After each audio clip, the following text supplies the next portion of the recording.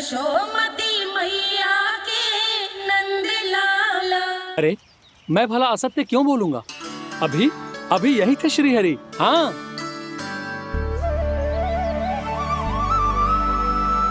हाँ, जैसे श्री हरि को तो कोई कार्य है ही ना। वो तो आतुर होके बैठे रहते हैं कब तुम हरि हरि बुलाओ और वो दौड़े चले आए। भगवान तो भक्तों के पास आने के लिए सदैव आतुर रहते हैं। बल्कि सत्य तो यह है कि भक्तों के मन में ही निवास करते हैं भगवान। भगवान तो भक्त के पास आने के लिए सदैव ही आतुर रहते हैं शंकरी मौसी। बल्कि सच्ची बात तो ये है कि भगवान हमारे मन में ही निवास करते हैं। कम से कम तू तो इसे बढ़ावा मत दे जशोदा। जब देखो जब हरि नाम की रट लगाए रहते है। हरि बोलते बोलते ऐसो बावलो होता है कि सारा कार्य भूल जाता है। 2 दिन से अपनी मटकी के लिए चक्कर काट रही हूँ। अभी तो एक चक्कर और लगाना होगा आपको। आपकी मटकी तैयार हो गई है, अभी लाता हूँ।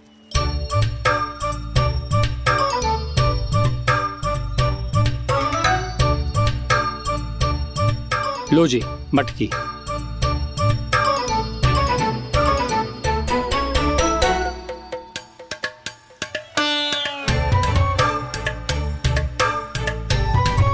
इस कच्चे मटके का क्या करूं मैं?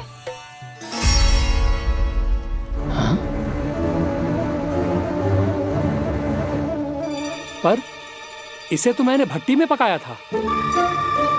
अब तू ही देख ले कितना ध्यान रहता है इस कार्य पे। और कह तो है कि श्री हरि आते हैं इससे मिलने। हाँ आते हैं और आगे भी आएंगे हमारे श्रीहरि हमसे मिलने। और आके मोक्ष देंगे, है ना? मांगूंगा तो मोक्ष भी दे देंगे, मांगूंगा तो मोक्ष भी दे देंगे, मांगूंगा तो मोक्ष भी दे देंगे। अभी तो ये बता कि तू मुझे मेरी मटकी कब देगो? और मेरी मांग कब पूरी करोगे भोला राम जी? मेरो घड़ा मेरे दिए तो तैयार है ना कल एकादशी की पूजा और व्रत के लिए। एकादशी का व्रत? हाँ, एकादशी का व्रत। इसे करने से श्री हरि बहुत प्रसन्न होते हैं। अच्छा, फिर तो अभी लाया।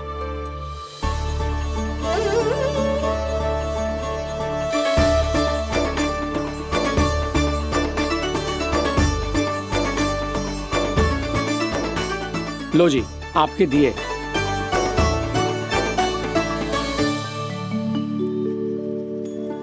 और जो हमने मांगा है वो? बाकी सब शेष द्वादशी के दिन मिलेगा, क्योंकि कल मैं भी एकादशी का व्रत रखूंगा, क्योंकि कल मैं भी एकादशी का व्रत रखूंगा, क्योंकि कल मैं भी एकादशी का व्रत रखूंगा।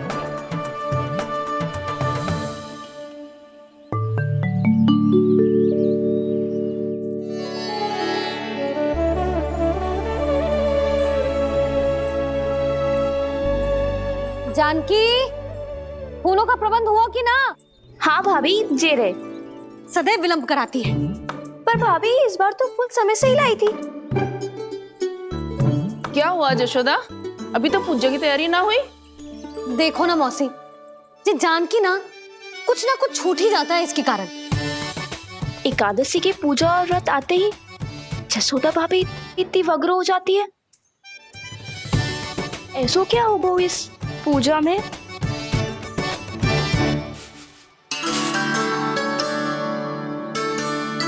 ये थाली में रोली चंदन रखने से, दिया जलाने से के होगो? आपको पता भी है एकादशी का व्रत क्यों रखते हैं? क्या महत्व है इसका? लो, जे तो मैं जसोमती रानी से पूछना भूल ही गया। पर हाँ भगवान, मेरे लिए इतना ही पर्याप्त है कि इस व्रत को रखने से मेरे श्रीहरि हमसे प्रसन्न हो जाएंगे।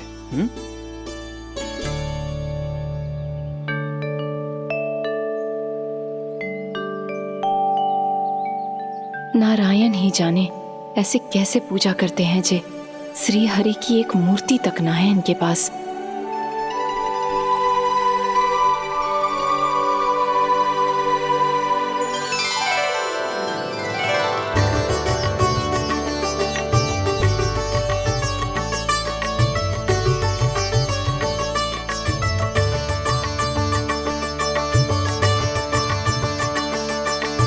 प्रभु, न तो मेरे पास मूर्ति है और ना तो इस व्रत के विधि विधान के बारे में मुझे जानकारी है और ना ही मुझे इसके महत्व के बारे में जानकारी है, पर फिर भी मैं करना चाहता हूं।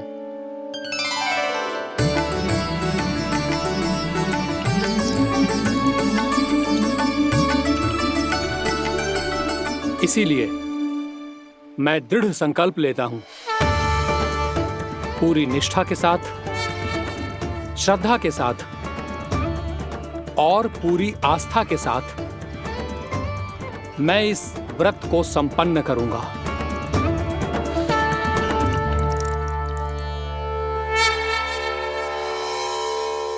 हम संकल्प लेते हैं कि एकादशी के व्रत को पूरी निष्ठा के साथ संपन्न करेंगे।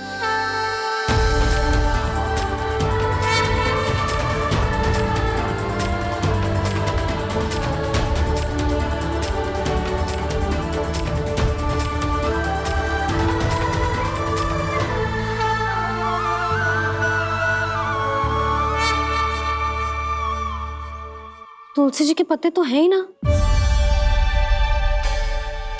श्री नारायण को तुलसी जी के पत्ते के बिना भोग ना चढ़तो है। जानकी, तुलसी के पत्ते कहाँ हैं? भाभी, मैं तो कब से यही पूछना चाह रही थी कि तुलसी के पत्ते लाऊं क्या, पर आप तो व्यस्त थी ना। तुझे कितनी बार समझाओ है ना, यदि तेरे कछु करने से किसी और की कोई हानि ना हो रही हो या किसी के अच्छे कार्य में सहायता हो रही हो तो मुझसे आज्ञा लेने की आवश्यकता ना है। समझ गई भाभी, आगे से जाना उनको। ले अभी लेकर आती हूँ।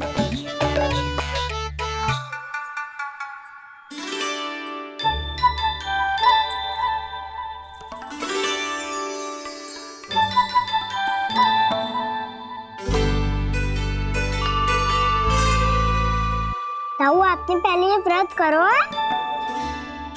आपको इसका महत्व पता है? भाभी चल। जानकी, तुमने ये व्रत करो है? फिर तुमको इसका महत्व पता है? सुमति जी, आपको पता है इसका महत्व? कान्हा, क्यों तंग कर रहा है सबको? मैया, सबने करो ये व्रत, मुझे भी करना है।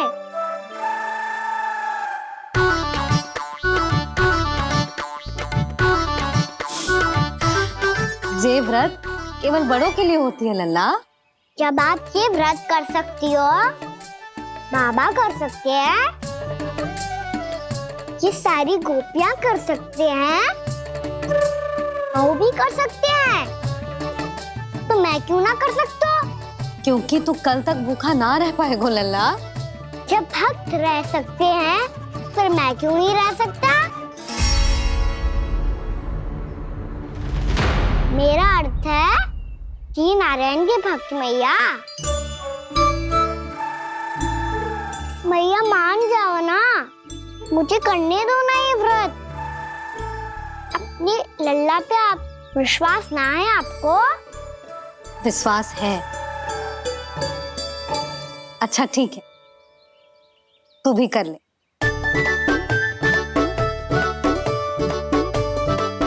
पर मैया, व्रत की कथा तो सुनाओ, मैं तो अबध हूँ ना। मुझे कैसा पता चलेगा कि ये व्रत करते क्यों हैं?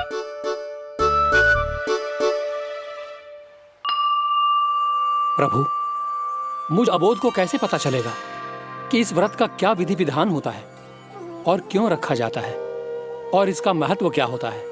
मुझे तो आप ही बता सकते हैं प्रभु।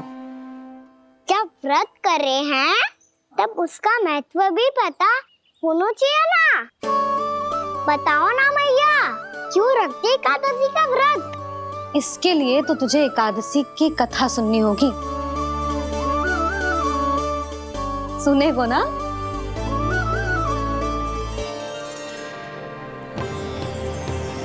वसुदेव सुतं देवं कंसचाणूरमर्दनम् श्रीहरि, यशोदा परमानन्दं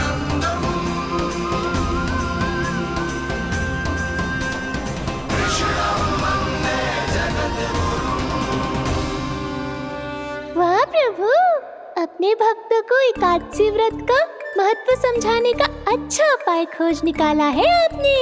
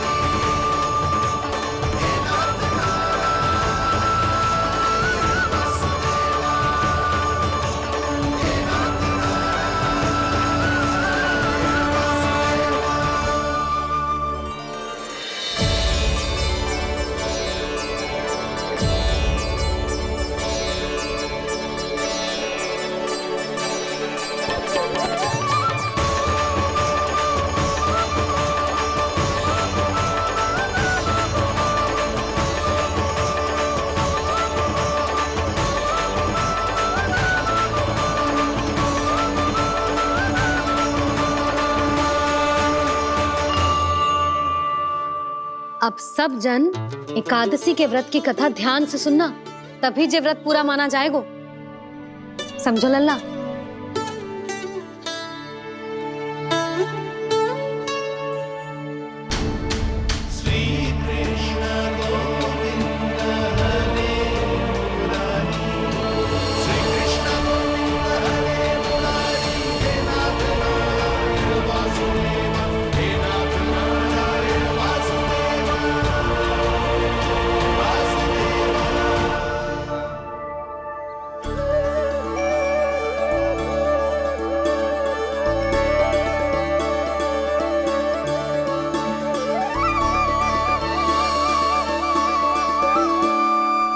सतयुग में चंद्रावती नाम के नगर में मूरा नाम का एक असुर राज्य करता था। ओम ब्रह्मदेवाय नमः। ओम ब्रह्मदेवाय नमः। ओम ब्रह्मदेवाय नमः। ओम ब्रह्मदेवाय नमः।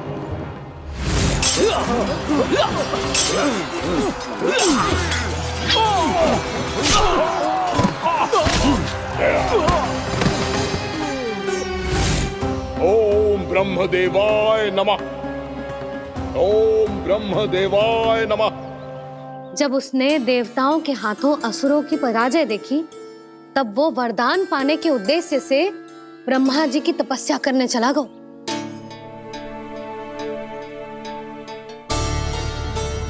शीघ्र ही मूरा की तपस्या सफल हो गई और ब्रह्मदेव जी उससे प्रसन्न हो गए। ओम ब्रह्मदेवाय नमः। ओम ब्रह्मदेवाय नमः।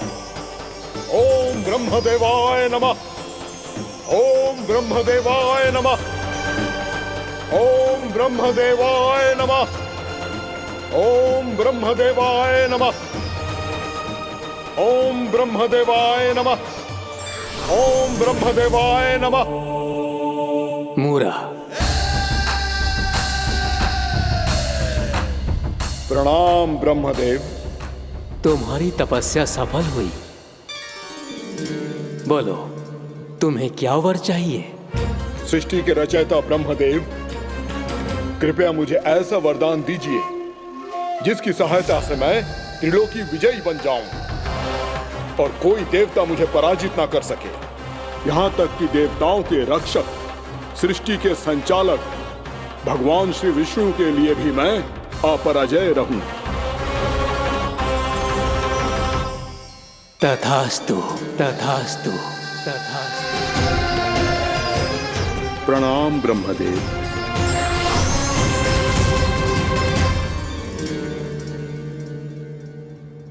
ऐसा वरदान पाकर मूरा बहुत अभिमानी होगा। यक्षों, किन्नरों, यहाँ तक कि देवताओं को भी युद्ध के लिए ललकारने लगो, पर किसी ने भी उसकी ललकार को स्वीकार ना करो, क्योंकि सभी उसकी शक्ति से बहुत भयभीत थे और उसके सामने युद्ध किए बिना ही अपनी पराजय स्वीकार करने लगे। और फिर दंभ में आके उसने स्वर्ग लोक पर भी आक्रमण कर दिया और देवराज इंद्र तक को चुनौती दे डाली।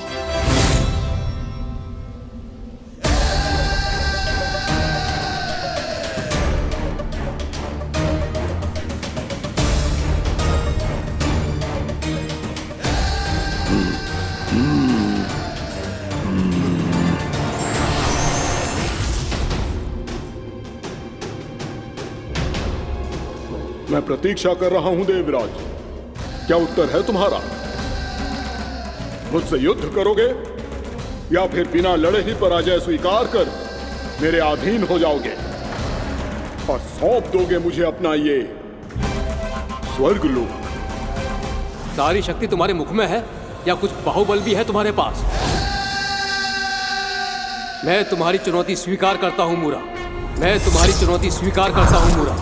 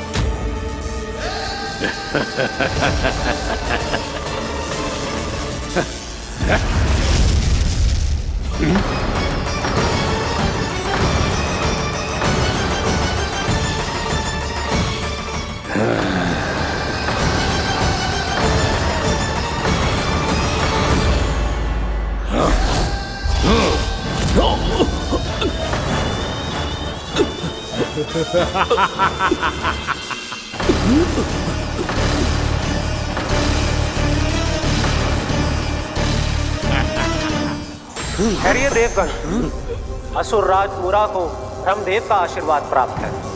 आप में से कोई भी इन्हें पराजित नहीं कर पाएगा।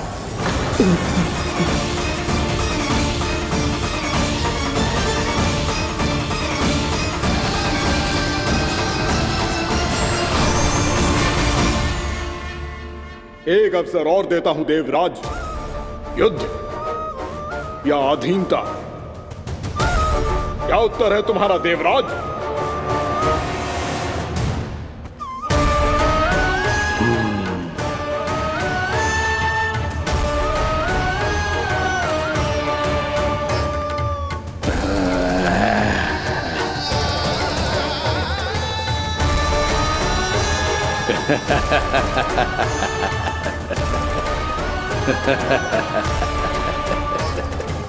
इंद्र और सभी देवताओं ने मूरा के आतंक में आके उससे भयभीत होके अपना सिंहासन छोड़ दियो। अब मूरा स्वर्ग का अधिपति बन गयो और शीघ्र ही उसने अन्य सभी असुरों को स्वर्ग में निवास करने के लिए आमंत्रित कर दियो। और इस प्रकार से वो धीरे धीरे तीनों लोकों का सम्राट बन गयो। उसे किसी ने रोका नहीं मैया? ना लल्ला, इतना साहस किसी में था ही ना। और फिर जे निश्चित करने के लिए कि भविष्य में किसी और असुर की मृत्यु ना हो, वो यमराज पे भी विजय प्राप्त करने के लिए यमलोक की ओर प्रस्थान कर दियो। वो तो अपने आप को और सभी असुरों को अमर बनाना चाहता था। पर देवता और यमराज भी उसकी ये योजना समझ गए थे। इसीलिए उसके आने से पहले ही सारे देवताओं ने श्री नारायण से सहायता के लिए गुहार लगाई।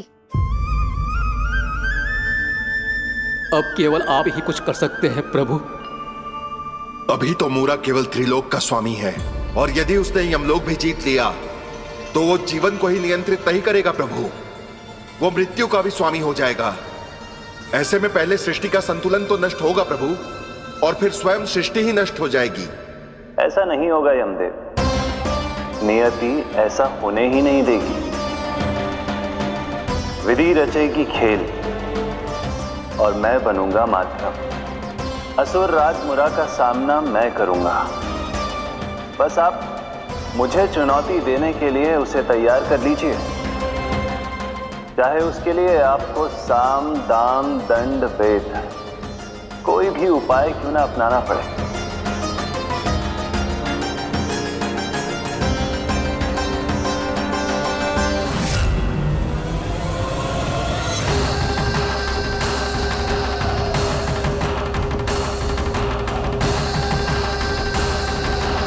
आप तो मेरी प्रतीक्षा में पहले से ही खड़े हैं यमदेव। तब तो आपने मेरी चुनौती के बारे में भी सुना ही होगा। कहिए, क्या उत्तर है आपका? मेरा स्वागत करके अपना राज्य त्यागेंगे या मेरा सामना करके अपने प्राण? असुर राज मूरा का सामना मैं करूंगा। बस आप मुझे चुनौती देने के लिए उसे तैयार कर लीजिए, चाहे उसके लिए आपको साम दाम दंड भेद कोई भी उपाय क्यों ना अपनाना पड़े।